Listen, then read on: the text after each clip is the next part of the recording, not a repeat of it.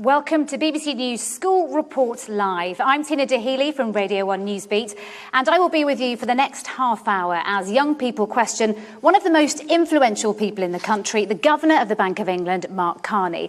Now, we are live at Whitley Academy in Coventry, but school reporters from across the UK will get the opportunity to ask their questions.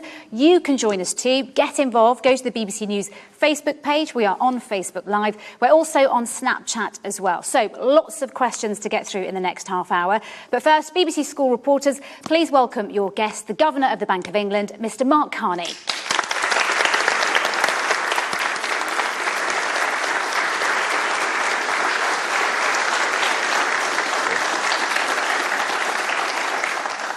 Thank you all.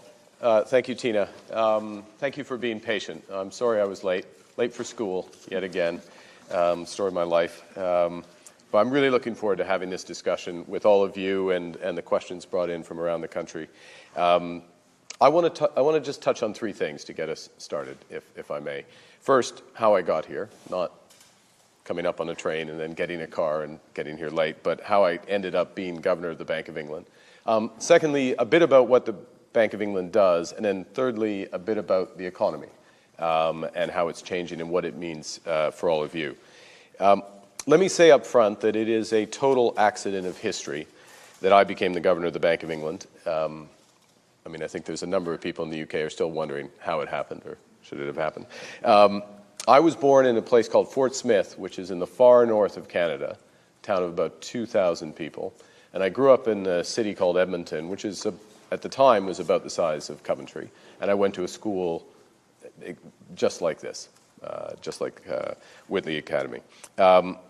I was fortunate to have teachers who motivated me to find out about the world and kind of explore horizons.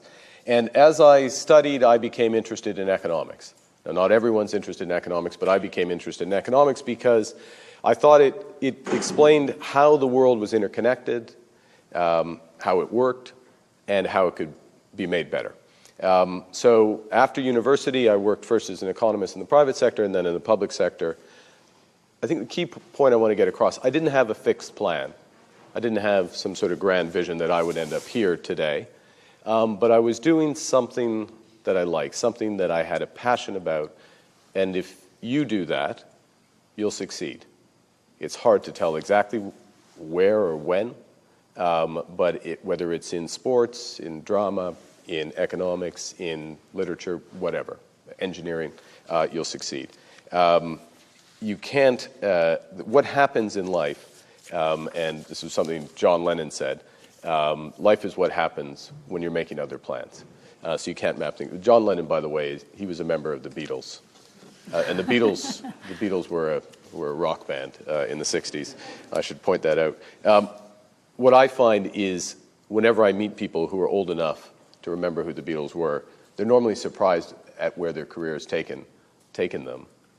But whether they're happy depends on whether or not they've followed their passions. And so that's my first point. That's my tiny bit of career advice to you.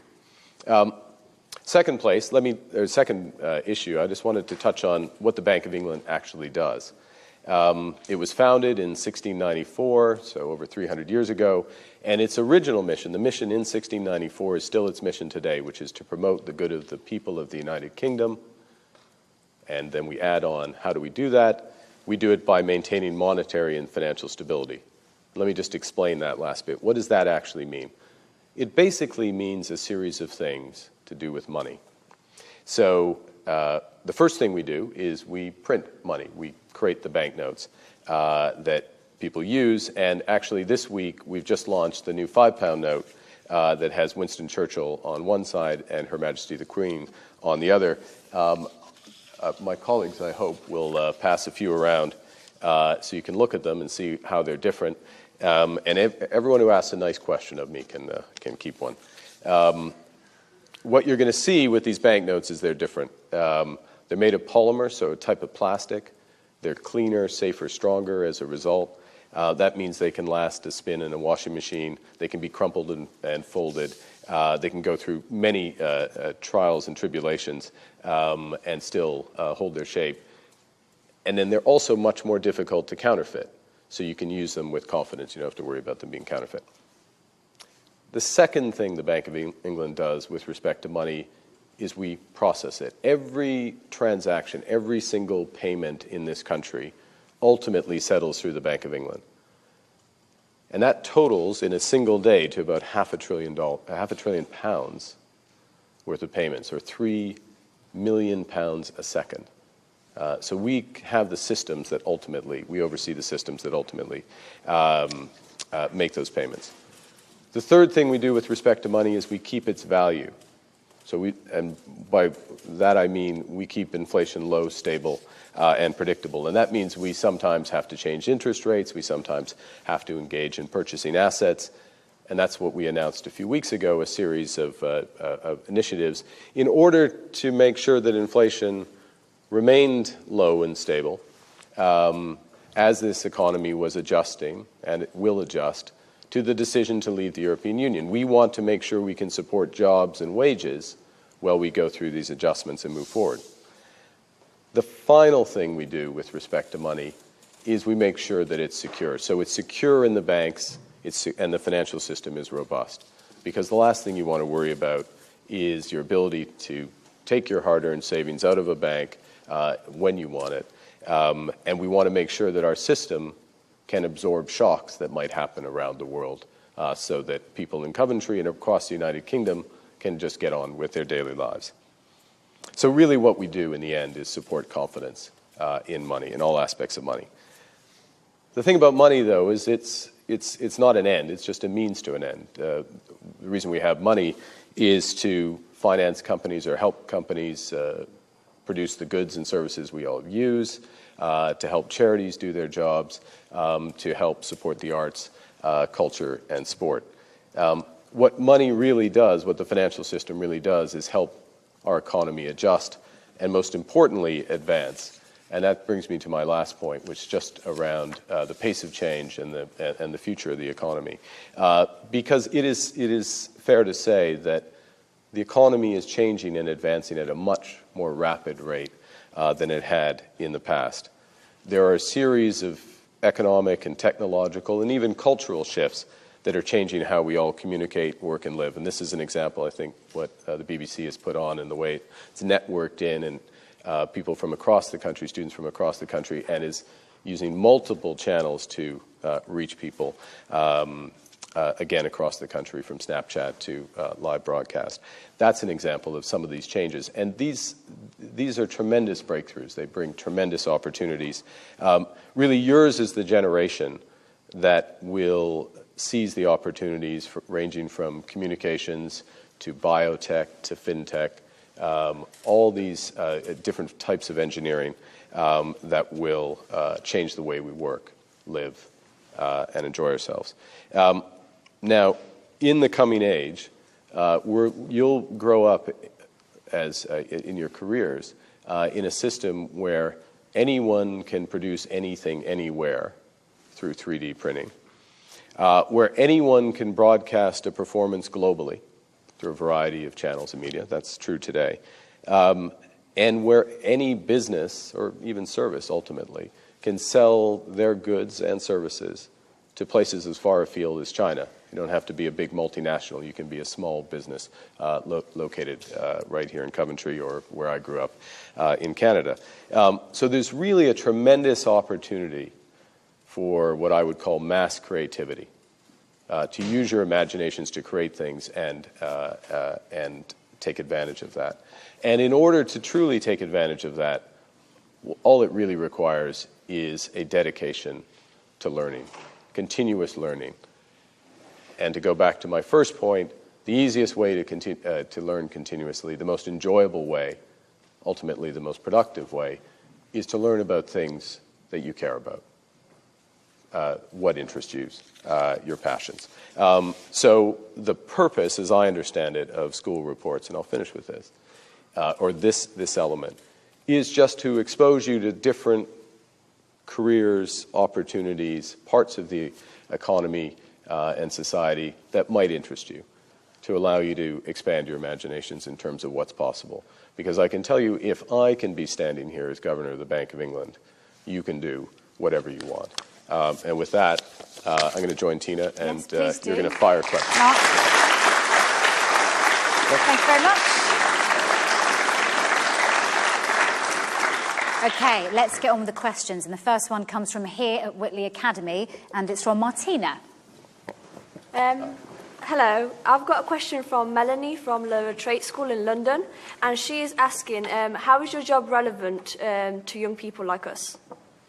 Well, I think a couple of things. One, what I just said, which is it's relevant because young people like yourself or the lady who asked the question can do my job, and if they want, in the fullness of time, if that's the type of thing they interest them.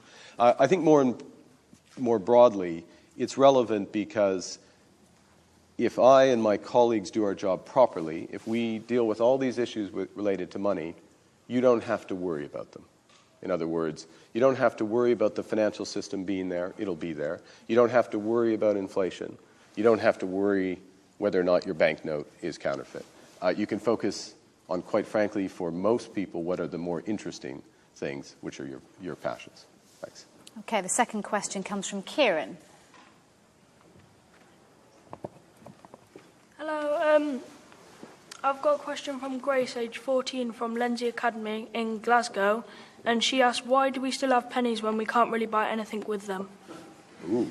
Good question. That's a very good question. Fortunately, it's a question for the Royal Mint, who produces the pennies. We just produce the banknotes.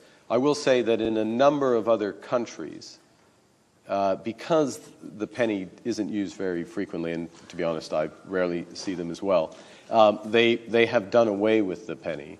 And one of the interesting things, so in Canada, New Zealand, Australia, they've done away with the penny or the equivalent.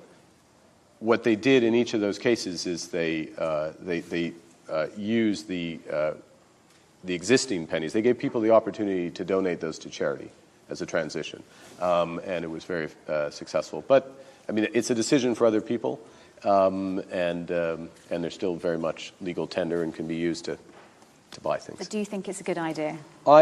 At some point, so I made the point that we keep inflation low, stable, predictable. Okay? But actually what that means, what Parliament tells us to do, so what we have to do, is to make sure it averages about 2% a year. So and inflation is how you measure the cost of living. Exactly, inflation. So the cost of a chocolate bar should go up by, on average, or other goods should go up by 2% every year. And ideally, wages are going up more than that, so people are getting ahead. Great. But the point, Tina, the point was that over time, that means the value of a penny, the real value, what a penny can buy, as per Grace's question, Kieran, goes down. And so at some point, it does make sense. So it's not worth very much, and it probably costs more to produce. Exactly. Over time, that'll be the case. Okay, Spencer has the next question. Yeah. Hello, my name is Kieran from Whitley Academy. Why should we save money in a bank when interest rates are so low? Why should we save money in a bank when interest rates are so low? Well, we cut interest rates to 0.25%. We just cut. Yeah, we just cut them again. Well, you save for a variety of reasons, and part of the reason, certainly why, when I save, is to put money aside for a bigger purchase in the future, and. You know, in your life, there'll be times when you get money. Maybe you get a gift for your birthday or a holiday. Maybe in the summer, in a few years, you do a summer job and you get some money. You don't want to spend all that money immediately necessarily, because you might want to save up for, I don't know, a Wii or a bike or something. Or ultimately, people save up for a house, so they have to put the money aside. And the reason they put the money in the bank is they know the bank is secure, and that money will be there when they need to take them out. So those are some reasons to save. But we recognize that by keeping interest rates so low, we're giving incentives for people to spend or to invest in riskier things. Spencer, does that make sense? Yeah. Okay, good. And the next question comes from Melissa. Hi, I'm Melissa. We know you for being the head of the Bank of England, but as a child, what was the nickname you were given by friends and relatives? What were the nicknames you were given by friends or relatives? As a dear. child? As a Or you can child. tell us the ones that people call you now, if there are any. I was given nicknames, nicknames that were variants of my last name, which is Carney. So I was called Carnival or Carnage or things like Carnage is that. a good one. Carnage, yeah. I like Carnage a little better than Carnival. I think it seemed a little more manly, I guess, at the time.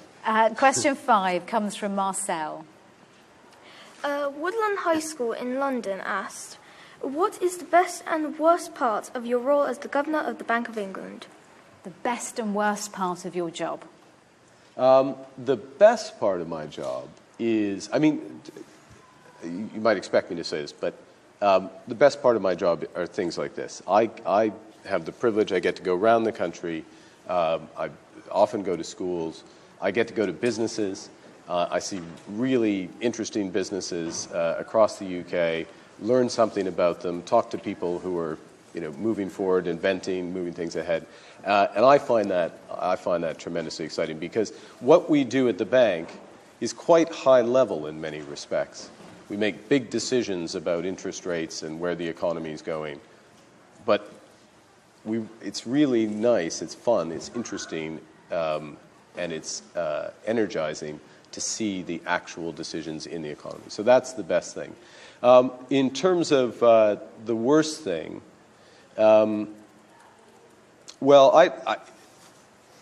it's probably, candidly, it's that the nature of international meetings means that they're always on the weekend. And so it means that 1 out of every 3 weekends, I have to go somewhere to work for the weekend and then I come back. That's probably the worst thing.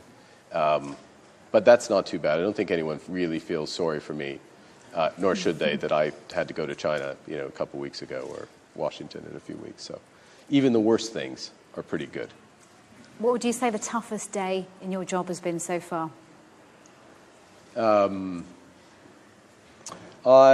toughest day, the toughest day was the overnight morning of the referendum result.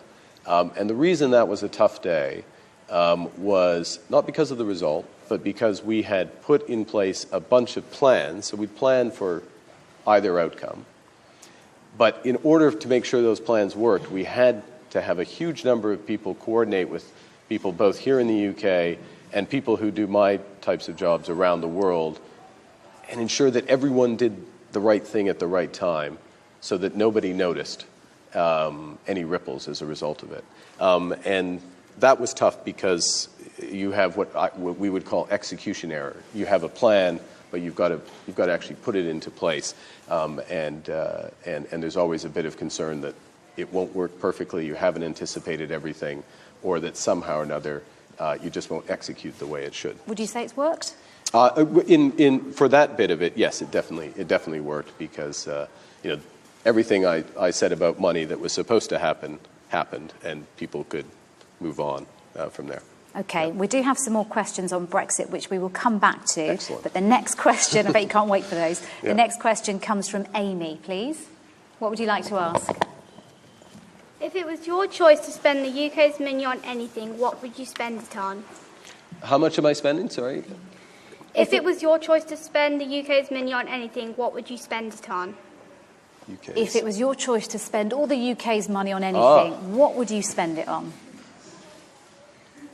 It's a very good question. That's a fantastic question. And of course, I have to say, the honest answer, I wouldn't spend it on one thing. Now, I'm going to be a real economist. I'm going to sound like I go to Warwick University just down the road. Because the thing about consuming one thing, whether it's, a dairy milk, which I like, or it's watching, my favorite show on TV, or listening to a band, or doing any one thing, is that after a certain period of time, it becomes less and less enjoyable. Now, there's a fancy, like in everything in economics, there's a fancy term for that, diminishing marginal utility. But the point is that one likes variety after a while. Give us a list. Give us maybe your top 3. Top 3 things I would spend it on. I would spend it on. I would spend it on Dairy Milks. Other chocolate bars are available. I would spend it on. I would buy tickets to a football match. I would see my favorite team. Of course, Coventry City is my favorite team in the Champions, but Everton is my team in the Premiership. Sorry about that. And I would.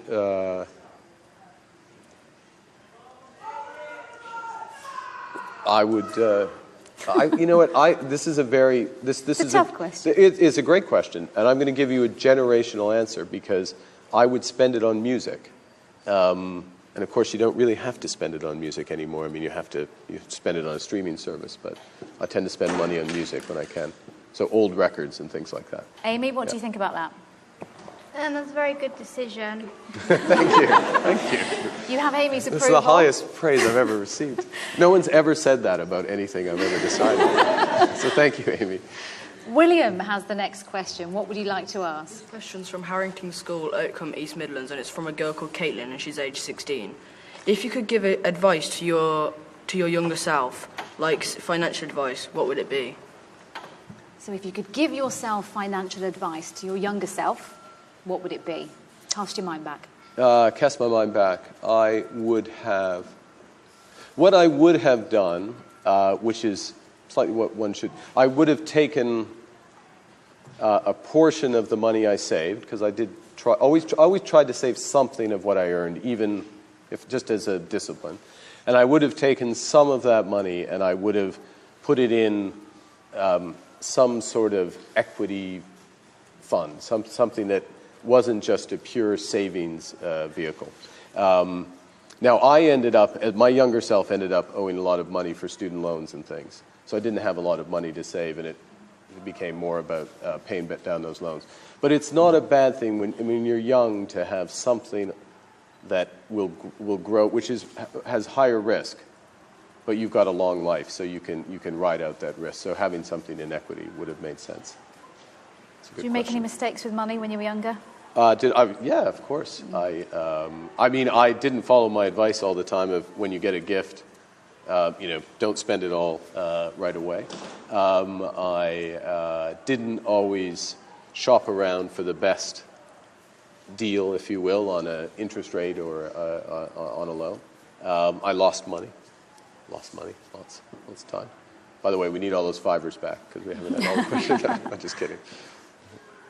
Okay, the next question comes from Louise. Amar from Chadwell Heath Academy, London, would like to know what are we going to do with the money once the monarch changes? So Amar would like to know what would happen if the Queen decided to retire, for example. What would happen to all the cash? Well, if we have the monarch on the banknote, and yes, if for whatever reason the monarch were to change, we would have the new monarch on one side of the banknote. I mean, that represent the head of state, and that's appropriate. And that would come in over time. It would take a bit of time to make sure we had the designs and the prints and things to come out. So what happens to all the existing money? Well, what happens when we issue new... So you have the examples of the new fivers coming around. And so there's existing ones that are in circulation right now, the ones made of paper, which you see. And those will come out of circulation by the 5th of May of next year. So gradually, as those old fivers come back to the bank, they will trade new fivers for the old ones, and we'll pull them out of circulation. And then by the time you get to May of next year, if you still have an old fiver, you'd have to come to the Bank of England or mail it into the Bank of England, and we will give you a new fiver for it. So we take it out of circulation fairly quickly. How many of you have seen the new fiver? Yeah. Oh, quite a few of you. Okay. Yeah. Well, Mark will be handing some out later. Well, we stuck them out just now, so I hopefully, yeah. All right, we've had lots of questions about Brexit, which is a shorthand way to say the UK's exiting the European Union after Britain voted to leave back in June. A question from Yasser, please. How were you made aware of the Brexit result, and what was your first thought? What was the second part? What was your first thought? My first thought. I was aware. was basically, I took a 2-hour nap until about 12:30 in the morning. And then I started watching the results. And the plan, I mentioned to an earlier question that we had a plan for the referendum night. And the plan was that I and other people would come into the office around 3 in the morning. Now, there were a bunch of people who worked on our market side because we monitor the markets and we're active in the foreign exchange and other markets. They were there all through the night. So I came in I think I got to the office about 3:30. And, you know, like everybody else, I mean, I didn't have any special information, just as the polls were coming in and being reported on the BBC, could see where the result was coming. My reaction was to make sure that the big fat plan that we had, that was being put in place, and just make sure that everybody was doing what they needed to do, including I knew that I would likely have to make a statement in the morning. And so I gave a little more thought to what I was going to say than I had in the days in the run-up when I had made a draft.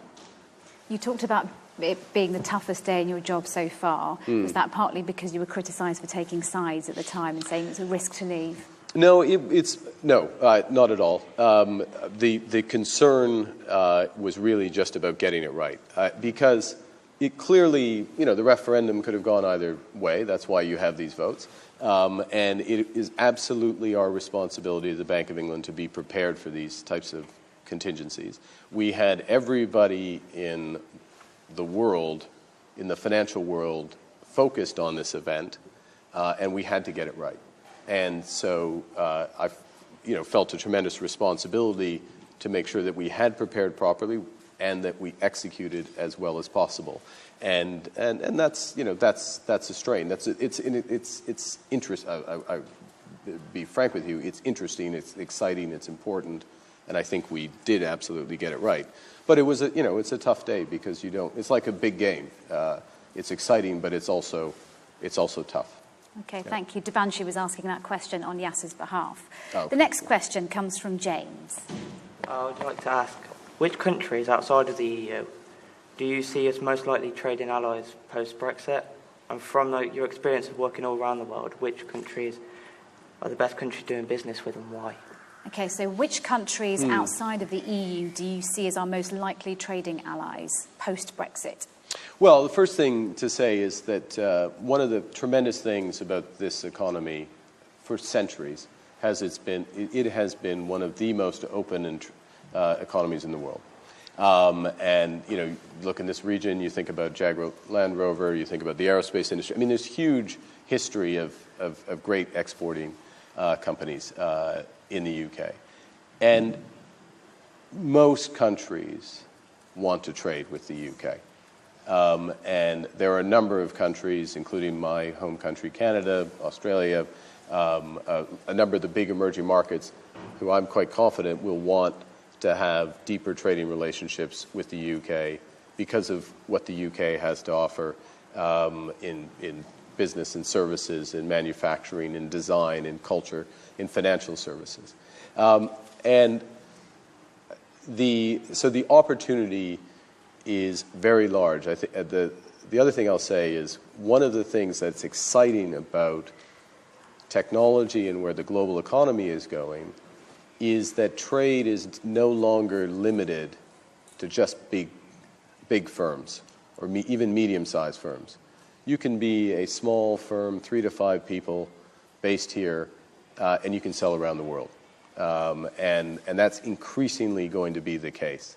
And that's tremendously exciting, and it should be exciting for all of you, but it really plays to the strengths of the UK because this is a really, truly innovative country. If you had to pick one, just because James wanted to know one what country? the best country would be for doing business with. Well, Canada, clearly. That's where you're from. Yeah, okay, exactly. Let's move on. Amy has a question next. Max, 15, from Lenzie Academy, Glasgow, wants to know, if Scotland was to become an independent country, would we still be able to use the pound sterling? So if Scotland remained in the EU, in the European Union? Right. this was a big issue a few years ago when there was an independence referendum in Scotland.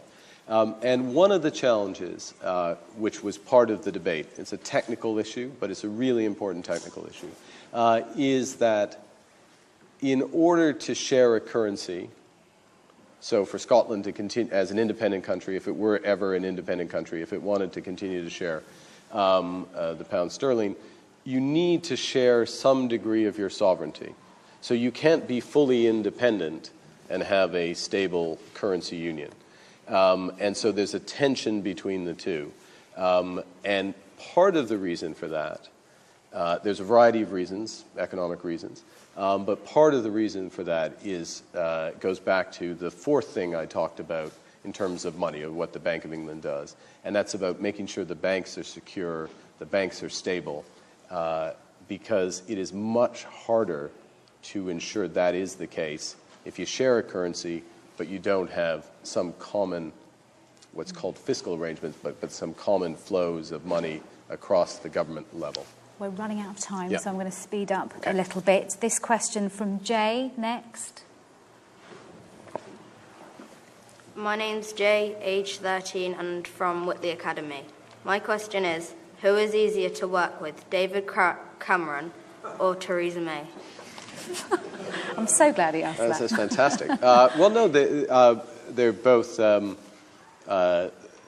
very professional, incredibly easy to work with, both focused on making the country better. You know, and that holds for the chancellors that I've worked with both here and in Canada. You know, these individuals have a lot of pressure on them, but they're trying to do the right thing, and they're trying to do it in a way that is that when they cut across what I do, in a way that's based on the facts and the best judgments. Jay, does that answer your question? It does. Okay. Yes, that's good. All right, quick fire questions next. Okay. Dream job, it can't be the one you're doing. Ice hockey goalie in the NHL. What TV program's your guilty pleasure? Bake Off. Most expensive luxury you've ever bought?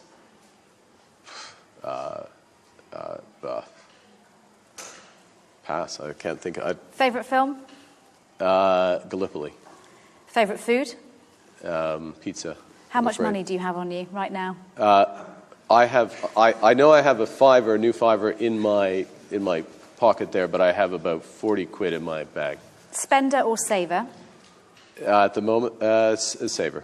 Okay, these are coming in from all over the UK. Cats or dogs? Dogs, but I have a cat. Football. Because I'm outvoted in the household. That's a bad sign. Well, it's true. Okay, football or ice hockey? Well, right now, football, definitely. Yeah, because I think it's incredibly important that you know the personalities in the sport. Sorry. Okay, and Skepta or Craig David?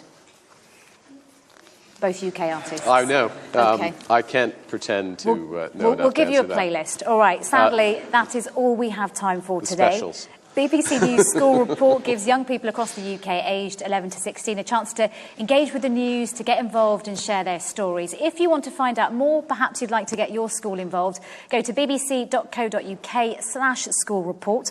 But on behalf of all BBC News reporters, school reporters here and across the UK, we'd like to say a very big thank you to Mark Carney for taking all of your questions.